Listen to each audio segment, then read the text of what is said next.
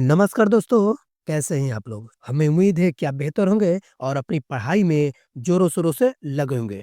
तो दोस्तों आज के इस वीडियो में हम आपको जीके जीएस यानी कि जीके फास्ट रिवीजन आज जो है हम बहुत सारे क्वेश्चन नहीं लेकर आए हैं, बल्कि मात्र और मात्र टॉप 10 क्वेश्चन लेकर आए हैं। देख सकते हैं ना, मात्र 10 क्वेश्चन लेकर आए हैं। और दोस्त ये 10 क्वेश्चन ऐसा-वैसा नहीं है।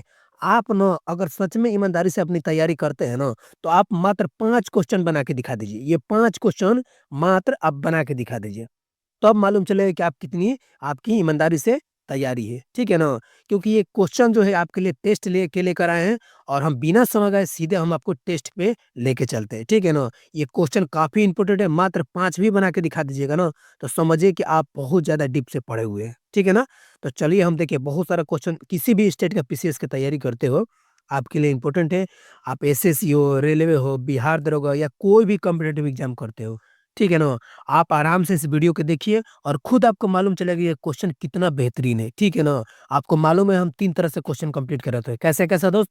आपको ईज़ी भी करवाते हैं, उसके बाद से मॉडरेट भी करवाते हैं और उसके बाद से हार्ड भी कंप्लीट करवाते हैं। तो तीनों का तीनों क्वेश्चन लेवल इसमें इंक्लूड किया गया है।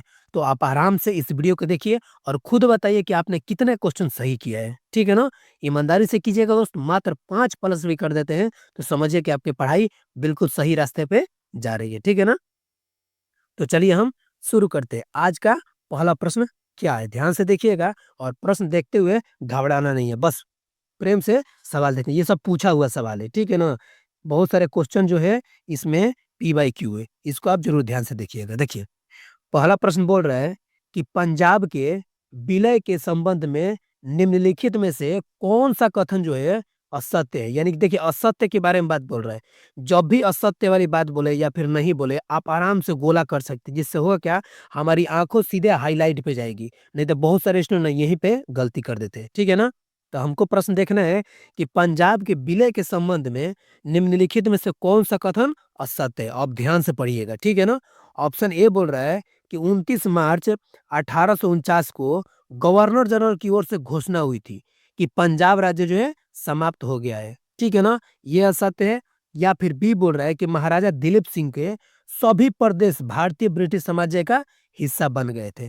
यानी कि बी गलत है। या फिर ऑप्शन सी बोल रहा है कि दिलीप सिंह को 2.5 लाख यानी कि वार्षिक पेंशन दे दी गई थी, ठीक है ना? या फिर ऑप्शन डी बोल उपयुक्त में से कोई नहीं। देख सकते हैं ना क्वेश्चन का लेवल, और हम खुद से नहीं बता रहे हैं, ये क्वेश्चन पूछा हुआ है बहुत सारे एग्जामों में।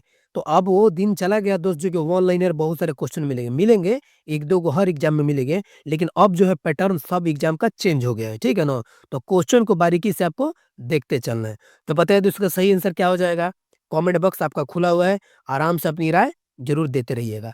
तो देखिए दोस्त, इसका सही आंसर क्या हो जाएगा? जो पंजाब के विलय के संबंध में वो सबसे बड़ा असत्य क्या है कि दिलीप सिंह को 2.5 लाख पेंशन दे दी गई थी। ये बल्कि असत्य है, यानी कि ये ऐसा नहीं हुआ था। समझ में आ गया ना? हमारा ए ऑप्शन सही हो जाएगा, बी भी सही हो जाएगा, लेकिन हमारा सी ऑप्शन गलत हो जाएगा। ठीक है ना? अब हम चलते हैं दूसरे नंबर प्रश्न पे। ठीक है? देख सकते हैं क्वेश्चन कितना बेहतरीन, अब यही देख लीजिए ये कितना बेहतरीन क्वेश्चन ये भी, है कि नहीं? क्वेश्चन नंबर 2 बोल रहा है।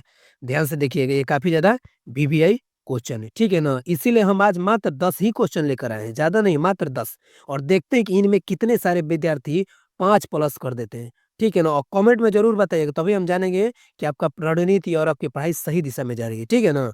तो देखिए 2 नंबर क्वेश्चन क्या बोल रहा है? बोल रहा है कि किस वर्ष से भारतीय राष्ट्रीय कांग्रेस की कार्यवाही में महिलाओं ने भाग लेना प्रारंभ किया? देख सकते हैं कितना बेहतरीन क्वेश्चन है। यानी कि भारतीय राष्ट्रीय कांग्रेस की कार्यवाही में महिलाओं ने किस वर्ष भाग लेना प्रारंभ किया था? ऑप्शन ए है 1885 ईस्वी में, या फिर ऑप्शन बी 1889 ईस्वी में, या फिर ऑप्शन सी है 1900 ईस्वी में, या फिर ऑप्शन डी है 1917 ईस्वी में। बताइए इसका सही आंसर क्या हो जाएगा? तो दोस्त ध्यान से देखिएगा, महिलाओं ने ना भारतीय राष्ट्रीय कांग्रेस में उन 1889 ईस्वी में शुरू किया था भाग लेना। समझ में आएगा ना? यानी कि 1889 ईस्वी में भारतीय राष्ट्रीय कांग्रेस की कार्यवाही में महिलाओं ने भाग लेना प्रारंभ किया था। ऑप्शन नंबर बी हमारा सही आंसर हो जाएगा। समझ में आ गया? अब हम चलते हैं अगले प्रश्न पे। बिना समय गए आपको आज के टेस्ट में सीधे हम पॉइंट टू पॉइंट कंप्लीट करते हैं। देखिए ये भी क्वेश्चन को ध्यान से देखिएगा। 3 नंबर प्रश्न है, ठीक है ना? पूछ रहा है कि निम्नलिखित में से, यानी कि नीचे दिए हुए जितने भी 4 ऑप्शन हैं, उनमें से कौन-सा आधुनिक भारतीय इतिहास में घटनाओं के सही कालक्रम क्रम को इंगित करता है। यानी कि कौन-कौन सा क्रम जो है शुरुआत हुआ, फिर उसके बाद हुआ, उसके बाद हुआ, उसके बाद हुआ, उसके बाद हुआ, ऐसे करके आप बताइए 4 ऑप्शनों में से कौन-सा सही ऑप्शन हो जाएगा? ऑप्शन ए है मार्लो-मिंटो सुधार या फिर बी हो जाएगा यानी कि सॉरी ऑप्शन ए में ही दे मार्लो-मिंटो सुधार, गांधी-इरविन समझौता, अगस्त प्रस्ताव, जलियांवाला बाग त्रासदी, यानी कि जलियांवाला बाग हत्याकांड। बताइए, इसी प्रकार से 4 ऑप्शन दिए गए हैं, बताइए इसका सही आंसर क्या हो जाएगा? ठीक है ना? तो देखिए कौन-सा इसका सही आंसर हो जाएगा? देखिए बी बोल रहा है अगस्त प्रस्ताव, ये भी नहीं है। ऑप्शन सी यानी कि पहले जो हुआ था मार्लो-मिंटो सुधार हुआ था, ठीक है ना? उसके बाद जाके 1919 में जलियांवाला बाग हत्याकांड हुआ था, ठीक है ना? उसके बाद से गांधी-इरविन समझौता हुआ था और उसके बाद से अगस्त प्रस्ताव हुआ था, ठीक है ना? तो हमारा सही आंसर क्या हो जाएगा? Option number C. हमेशा याद रख लीजिएगा, इस चीज़ को रट्टा मार लीजिएगा, ठीक है ना? हम आपको तो समझा-समझा के बता रहे हैं और साथ में हम आपको ये भी बता रहे हैं कि क्वेश्चन को दिमाग में सेट कर लीजिएगा। ये सब क्वेश्चन पूछा हुआ क्वेश्चन है, ठीक है ना? तो इसको आप ज़रूर ध्यान में रखिएगा। यानी कि हमारा सी ऑप्शन सही हो जाएगा। कौन-कौन पहला आया? मार्लो-मिंटो सुधार, उसके बाद से जलियांवाला बाग हत्याकांड, उसके बाद से गांधी-इरविन समझौता, उसके बाद अगस्त प्रस्ताव। समझ में आ गया? अब हम चलते हैं अगले प्रश्न पे यानी कि 4 नंबर सवाल पे। 4 नंबर सवाल बोल रहा है क्या? कि भारत छोड़ो आंदोलन यानी कि भारत छोड़ो प्रस्ताव जो था कि निम्नलिखित में से किसने अनुशंसा की थी? ठीक है ना? भारत छोड़ो जो प्रस्ताव था, उसमें सबसे पहले किसने अनुशंसा की थी? ऑप्शन ए सरदार वल्लभ भाई पटेल या फिर ऑप्शन बी है अबुल कलाम आज़ाद या फिर ऑप्शन सी है जेपी कृपलानी या फिर ऑप्शन डी है जवाहरलाल नेहरू। बताइए इसका सही आंसर क्या हो जाएगा बताइए? क्योंकि आपके लिए काफ़ी महत्वपूर्ण सवाल है। हम आपको बतेबे कि एक 3 तरह से क्वेश्चन करवा रहे हैं, ईज़ी, मॉडरेट और हार्ड। तो ये बहुत सारे क्वेश्चन ईज़ी भी है, बहुत सारे क्वेश्चन मॉडरेट भी है और बहुत सारे क्वेश्चन आपको हार्ड भी लगेंगे, ठीक है ना? तो आपको घबराना नहीं है, सभी क्वेश्चन को बारीकी से कंप्लीट करते चलना है। हम आपके लिए और सफलता अकेडमी हमेशा आपके साथ है, ठीक है? तो बताइए 4 नंबर का सही आंसर बताइए। तो हमेशा याद रखिएगा कि जो भारत छोड़ो प्रस्ताव था, वो सबसे पहले किसने अनुशंसा की था? तो यानी कि इसका सही आंसर हो जाएगा जवाहरलाल नेहरू। यानी कि जवाहरलाल नेहरू ने प्रस्ताव की अनुशंसा किया था। कौन-सा? भारत छोड़ो प्रस्ताव का। समझ में आ गया ना? तो ऑप्शन नंबर डी हमारा सही आंसर हो जाएगा। समझ में आ गया? हमें उम्मीद है कि सारा क्वेश्चन आपको बेहतरीन तरीके से समझ में आता होगा। ठीक है ना? देखिए वीडियो से संबंधित कोई भी राय हो ना, तो आप आराम से कमेंट सेक्शन में अपनी राय ज़रूर रख सकते हैं। ठीक है ना दोस्त? अब हम चलते हैं अगले प्रश्न पे। ठीक है ना? बस आपको बारीकी से देखते जाना। देखिए ये कितना बेहतरीन क्वेश्चन है और ये पी बाई क्यू क्वेश्चन है। ठीक है ना? अब पूछ रहा है 5वां नंबर सवाल, बोल रहा है कि किस स्वतंत्रता संग्राम सेनानी ने लाठी और अखाड़ा क्लब की स्थापना की? देख लिए, लाठी और अखाड़ा क्लब की स्थापना आखिर किस स्वतंत्रता सेनानी ने किया था?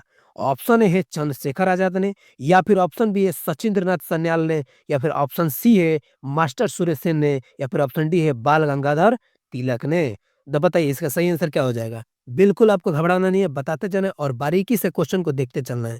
आप खुद ब देख लीजिए कितना इंपॉर्टेंट क्वेश्चन कंप्लीट करवाया जा रहा है कि नहीं? तो देखिए इसका सही आंसर क्या हो जाएगा? तो इसका सही आंसर हो जाएगा बाल गंगाधर तिलक।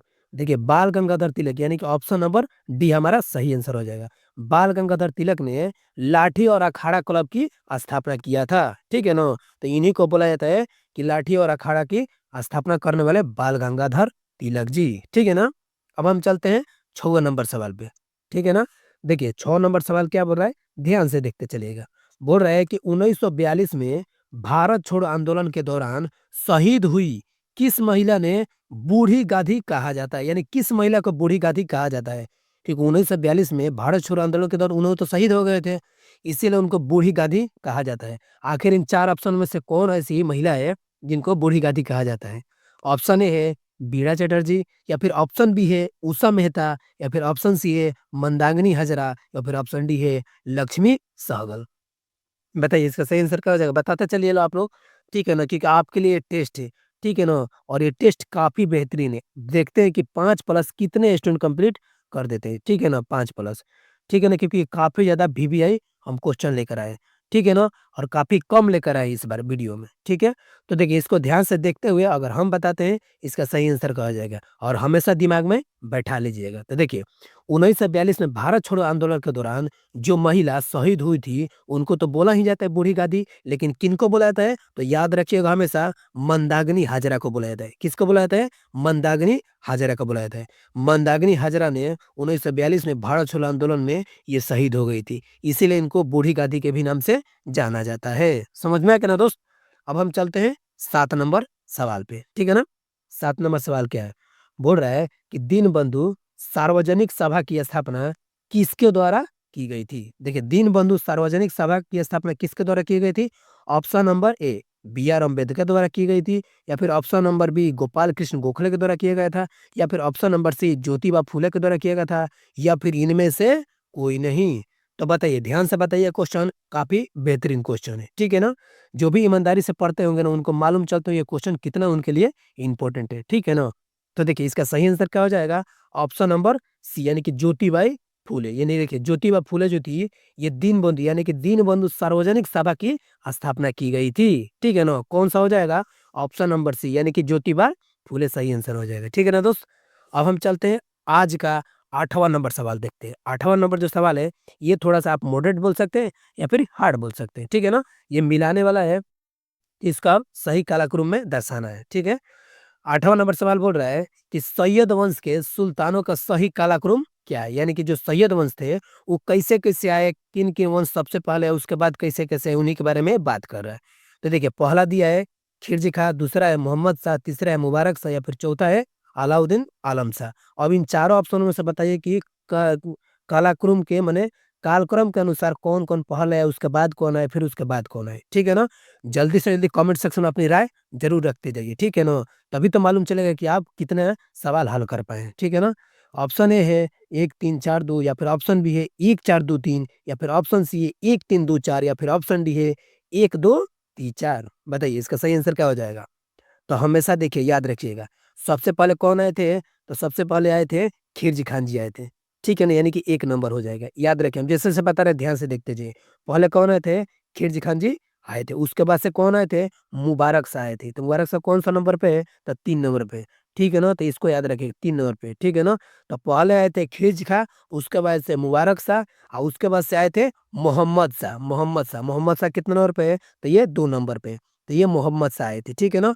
उसके बाद से कौन आए थे? उसके बाद आए थे अलाउद्दीन आलम शाह, यानी कि कितने नंबर पे अलाउद्दीन आलम शाह है? तो ये 4 नंबर पे। अब बताइए 1 3 2 4 किसमें है? तो 1 2 3 4 आपको ऑप्शन नंबर सी में है। तो हमारा सही आंसर क्या हो जाएगा? Option number C. लेकिन सही बात क्या बताएँ? आपको ये वाला अंक ज़रूर याद रखना है। पहले कौन आए थे? उसके बाद कौन आए थे?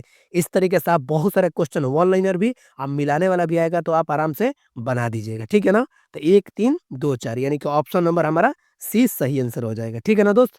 अब हम चलते हैं 9 नंबर देखते हैं प्रश्न, ठीक है ना? 9 नंबर भी काफ़ी बेहतरीन क्वेश्चन है, ध्यान से देखिएगा। बोल रहा है कि रुद्रमा, देखिए रुद्रमा के संदर्भ में निम्नलिखित कथनों पर विचार कीजिए और उनके बारे में सही कथन चुनिए। देखिए रानी रुद्रमा जो थी ना, ये वारालंग के काकतीय वंश की चौथी स्वतंत्रता शासिका थी, याद रखिएगा।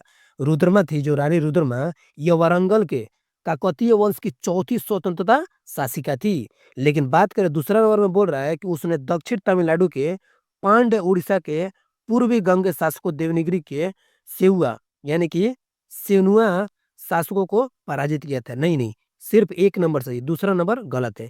ठीक है ना? ये सिर्फ जो है चौथी स्वतंत्रता शासिका थी, यानी कि केवल हमारा ए ऑप्शन सही हो, यानी केवल 1 नंबर सही हो जाएगा। ठीक है ना? देखिए इस क्वेश्चन को कितना बेहतरीन तरीके से बनाया गया है। ठीक है? आप क्वेश्चन को नहीं देखिएगा फिर समझ में नहीं आएगा। क्वेश्चन को समझिए, रानी रुद्रमा आखिर कौन थी? ठीक है ना? जब तक आप चीज़ों को नहीं समझिएगा तो फिर नहीं बता पाइएगा। ठीक है ना? तो हमारा ऑप्शन नंबर ए सही हो जाएगा, यानी केवल 1। ठीक है ना? 2 नंबर गलत है, 2 नंबर सही नहीं होगा, ठीक है ना?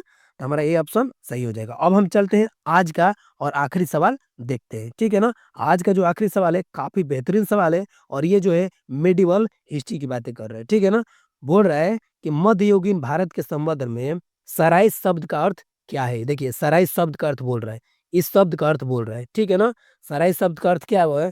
ऑप्शन ए बोल रहा है कि धार्मिक स्थलों को दी गई भूमि को जो कर मुक्त थी, ये होगा, या फिर ऑप्शन बी बोल रहा है किसानों पर लगाए गए कर के प्रकार बी होगा, या फिर ऑप्शन सी बोल रहा है कि सराय का शब्द का सही अर्थ क्या होता है कि एक स्थान जिसका उद्देश्य भारतीय और विदेशी यात्रियों, तीर्थ यात्रियों, व्यापारियों आदि को अस्थायी आवास प्रदान करना, या फिर ऑप्शन डी बोल रहा है उपयुक्त में से कोई नहीं। बताइए इसका सही आंसर क्या हो जाएगा। आखिरी सवाल है आज के इस वीडियो का, तो आपका सही में जवाब आना बहुत जरूरी है, ठीक है ना दोस्त। अगर वीडियो सच में अच्छा आपको लग रहा है ना, तो दोस्त हम एक बार रिक्वेस्ट कर रहे हैं आपसे कि दिल से ना सब्सक्राइब जरूर करके जाइएगा, ठीक है ना। एक आपका सब्सक्राइब किसी स्टूडेंट का फ्यूचर बना सकता है, ताकि हम भी मोटिवेट हो उनके लिए और बहुत सारा वीडियो बनाने के लिए, ठीक है ना दोस्त। तो आप लाइक और सब्सक्राइब करके बिल्कुल ही जाना है, और बताइएगा कितना आपने सही किया है, ठीक है ना दोस्त। तो देखिए इसका सही आंसर क्या हो जाएगा। इसका सही आंसर हो जाएगा ऑप्शन नंबर सी, यानी कि मध्ययुगीन भारत के संदर्भ में सराय का सही अर्थ होता है कि एक स्थान जिसका उद्देश्य क्या होना चाहिए, भारतीय और विदेशी यात्रियों, तीर्थ यात्रियों और व्यापारियों की आदि को अस्थायी आवास प्रदान करना है। समझ में आएगा ना, तो सराय का सही अर्थ ऑप्शन नंबर सी सही अर्थ हो जाएगा, ठीक है ना। तो दोस्त देख सकते हैं कि आपके लिए कितना महत्वपूर्ण सवाल लेकर आते हैं। ऐसा सवाल आपको सच में कहीं देखने को नहीं मिलेगा, ठीक है ना। अगर आपको वीडियो थोड़ा-सा भी बेहतरीन लगा हो ना, तो दिल से सब्सक्राइब और लाइक करके ही आप जाइएगा, ठीक है ना दोस्त? तो चलिए हम फिर से मिलते हैं एक नई वीडियो और शानदार वीडियो के साथ। तब तक के लिए बहुत-बहुत धन्यवाद वीडियो देखने के लिए, और दिल से शुक्रिया। बाय।